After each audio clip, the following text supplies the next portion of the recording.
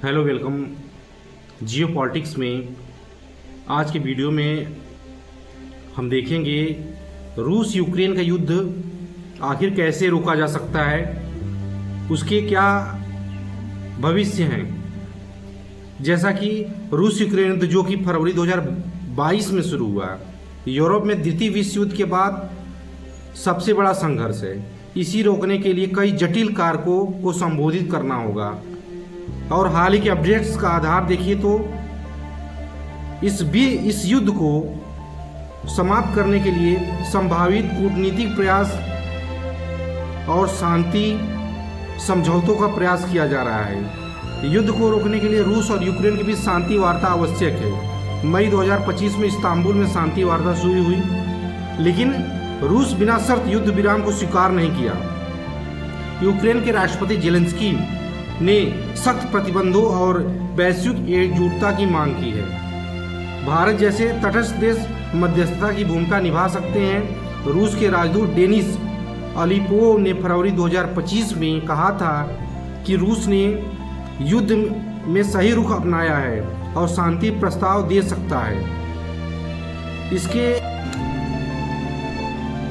रूस और यूक्रेन के बीच युद्ध समाप्त करने के लिए पहला पहलू हो सकता है अंतर्राष्ट्रीय दबाव और प्रतिबंध।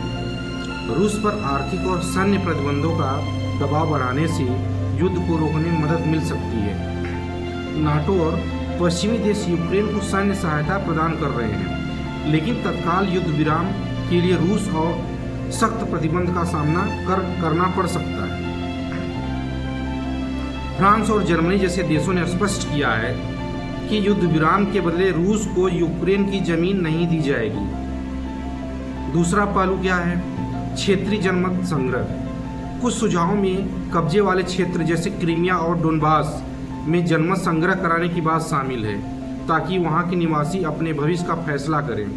हालांकि रूस यूक्रेन दोनों की इस पर सहमत होने में कठिनाई दिख रहा है। अमेरिका और वैश्विक शक्तियों की क्या है भूमिका? अमेरिकी राष्ट्रपति डोनाल्ड ट्रंप ने दावा किया है कि वह 24 घंटे में युद्ध समाप्त कर सकते हैं, लेकिन अगस्त 2025 तक उनकी शांति पहल विफल रही। ट्रंप और रूसी राष्ट्रपति के बीच 2025 में 2 घंटे की फोन बातचीत हुई, लेकिन कोई ठोस प्रगति नहीं हुई। अमेरिका ने यूक्रेन को दी जाने वाली कुछ सैन्य सहायता पर रोक लगाई, जिससे यूक्रेन की स्थिति कमजोर हुई। यूक्रेन की सैन्य रणनीति और आत्मनिर्भरता। यूक्रेन अपनी रक्षा जरूरतों का 40% घरेलू उत्पादन से पूरा कर रहा है और उत्पादन बढ़ाने की कोशिश में है।